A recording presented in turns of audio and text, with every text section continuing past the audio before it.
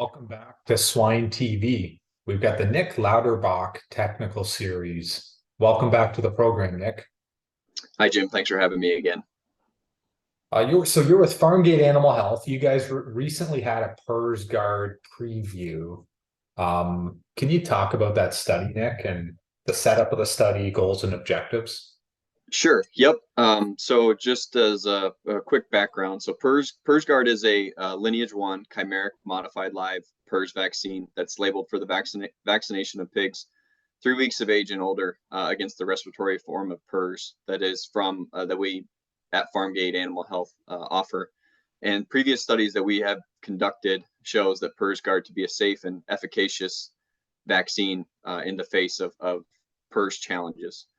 So in 2022, we completed a study evaluating the airborne shedding and production setback post-vaccination in a commercial setting from PRRSGard. Pigs were single sourced from a PRRS negative sow farm, and they were placed into a PRRS naive power ventilated wean to finish site, where one room of the site was allocated to be the PRRSGard vaccinated, where they received a full dose of PRRSGard vaccine, and the other room on the site was the non-vaccinated control, where they received 1 milliliter of saline on day 0 of the trial. And so then we followed those animals from day 0, which was vaccination, all the way out to day 119, and evaluated several different diagnostic parameters and production parameters, which I'll get into. But then the other part of this study that we did was we left 2 pens of animals within the vaccinated room. We actually left them non-vaccinated to evaluate if there was any in-room transmission of PRRSGard as well. So that was kind of the setup of the trial and how we laid it out. So how well did the study go? Did everything go as planned? And was there an unexpected flu outbreak, Nick? Sure. Yep. So what we kind of set it up was we took a series of diagnostic sampling. So throughout the study, we had 30 pigs that we had tagged per side of the room, and we bled them at 8 time points across 7 weeks, as well as having those 10 pigs in those non-vaccinated pens within the vaccinated room.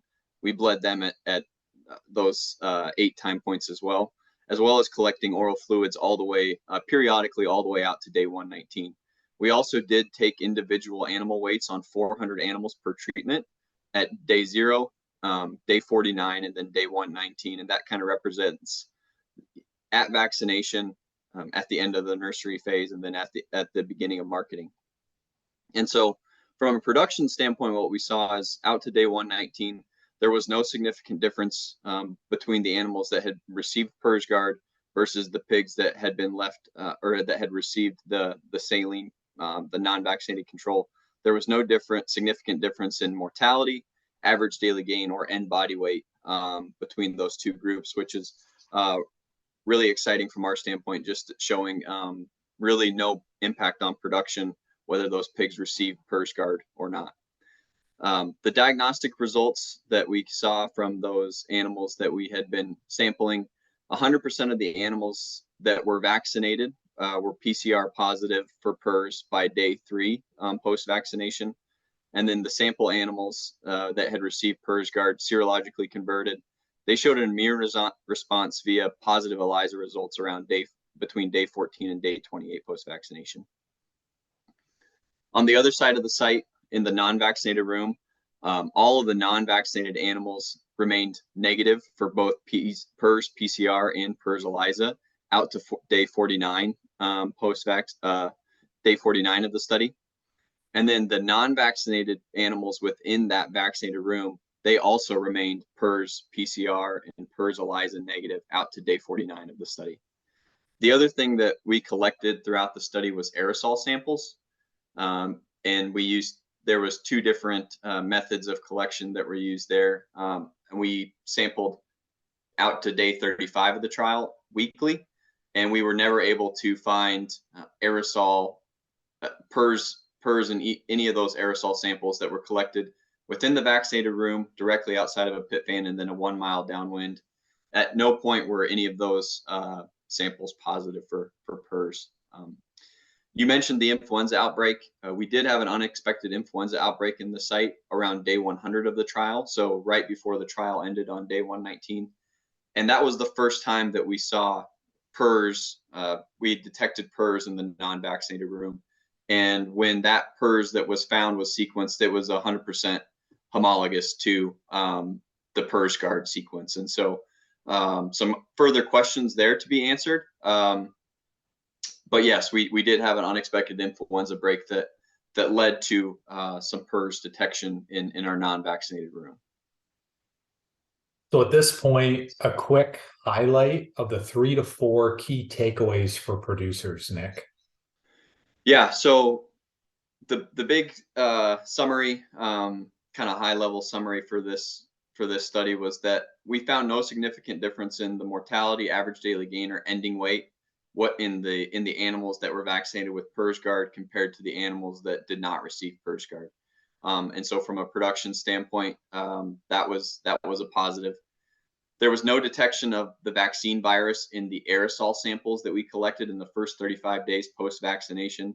Both of those studies are unique to this PRRSGard study and have from previously completed commercial PRRS vaccine studies. PRRSGard also developed a sustained viremia within those pigs from 3 to 14 days post-vaccination, and an immune response as evidenced by positive ELISA results by day 28 of the study. And so really, from our standpoint, we see PRRSGard as a safe and efficacious lineage 1 modified live PRRS vaccine. It's been shown and continues to be shown to have minimal impact on pig performance, and its limited shedding characteristics can have a potential benefit when vaccinating finishing pigs in either high pig density areas or in those areas where you're also trying to be considerate of high health farms such as sow farms. And so from that's kind of our key takeaway from this trial, and it was a trial that our group was pretty excited about. So what did you learn, Nic, or what did the team learn from the study? And from the study, are there any new or reinforced strategies for managing and preventing PRRS outbreaks? I think that's a couple of the key takeaways we took are just the, continuing to better understand PRRSGard and its application in the industry.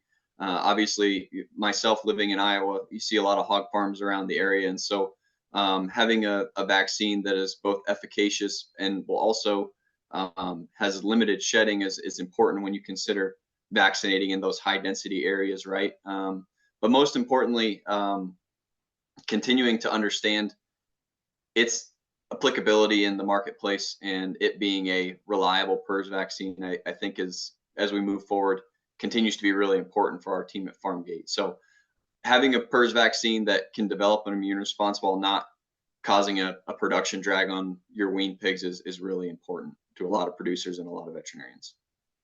Let's wrap on a personal update, Nic. I know we're in mid-September. I saw you at the World Pork Expo. It was a great event for you and the team, and it's been a busy summer. So how can you summarize your summer? What's next for you and the Pharmgate team? Yeah, it has been a very busy summer. We've got some very exciting products at Pharmgate Animal Health, PRRSGard being one of those, and with our team being a little bit smaller, and just that doesn't make us any less motivated to work with producers and veterinarians to bring science-based solutions to you and your systems.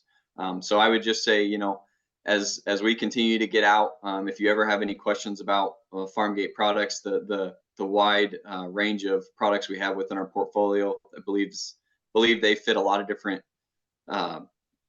We have a lot of solutions to a lot of potential problems that producers and veterinarians may be having, and so just ask that if you ever have a question on anything that has to do with Pharmgate, reach out to myself or any of your Pharmgate representatives or our technical service team, and we'd be happy to help. Well, Dr. Nic Lauterbach, thanks for joining us today. Yep, thanks, Jim. I appreciate it.